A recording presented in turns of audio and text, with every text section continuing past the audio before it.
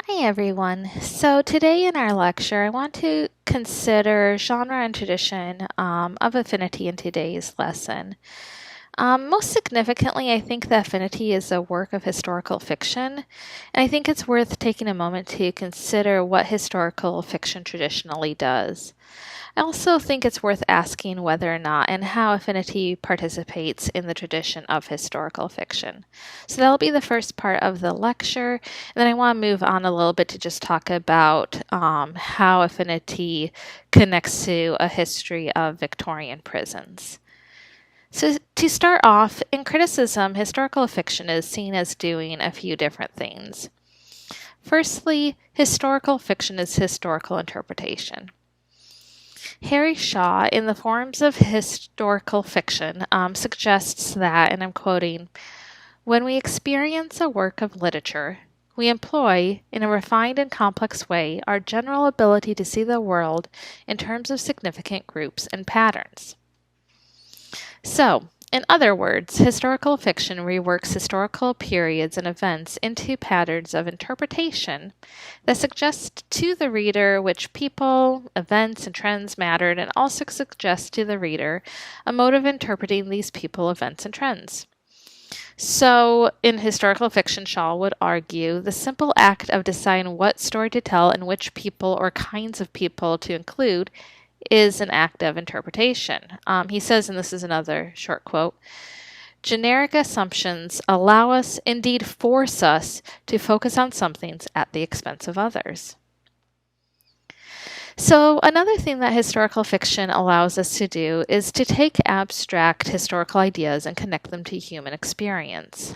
George Lukács, another writer on historical fiction, is quoted as saying, throughout the plot of the historical novel, at whose center stands the typical hero, a neutral ground is sought and found upon which the extreme opposing social forces can be brought into human relation with one another. Unquote. So, in a novel like Affinity, the genre of historical fiction allows us to think about class, gender, sexuality, mental health, and spiritualism in a single story with a lot of opposing extremes in a way that would be more difficult to do in an actual historical document. So, the question I want you to answer today is about the ways that Affinity conforms to the tradition of historical fiction and the ways that it perhaps does something new. But before I let you go and respond to that question, I also want to encourage you to think about Affinity as a novel about the Victorian prison system.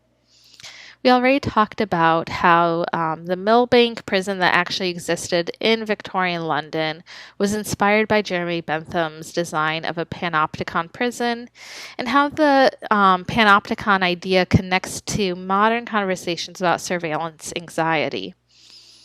I also briefly mentioned that I thought that Affinity was inspired by Oscar Wilde's prison writings. After his imprisonment, the few things that Wilde did publish were all with the goal of prison reform. In a letter published in the Daily Chronicle, Wilde responds to the news that a warden was fired for giving a child prisoner some forbidden food. And throughout the letter, he describes and criticizes the prison system with a focus on its cruelty towards children. And this is kind of an extended quotation of that letter.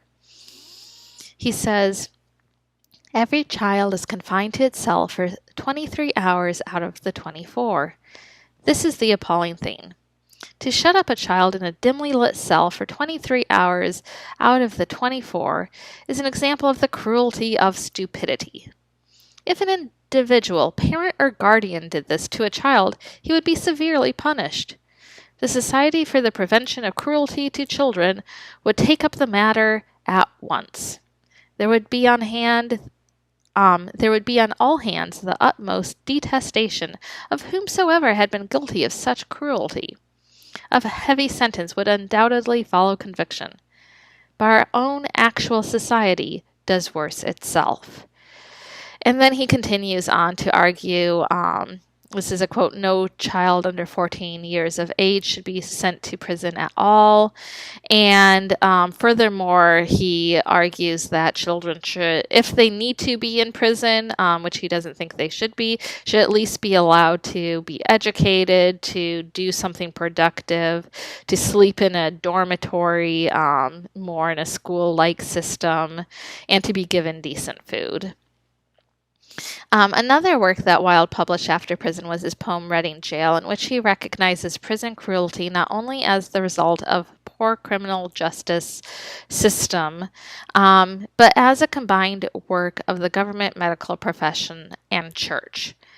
Speaking against the death penalty specifically, he writes in a stanza, "The government was drawn upon the Regulations Act. The doctor said that death was but a scientific fact.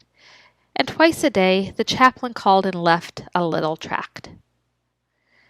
So I bring this up because if you remember our conversations about Victorian homoeroticism, we discussed the ways in which the government, medical profession, and church all regulated sexuality from their own unique angles. I think it's worth noting that these institutions similarly come into play in discussions of prison. I'll look forward to reading your discussions of Affinity in the forums this week, and I'm also really excited to discuss the novel once we've finished it on Friday. So, as always, remember to reach out if you have questions, especially about the final project, either via email or via my Zoom office hours. I'll see you all soon. Bye!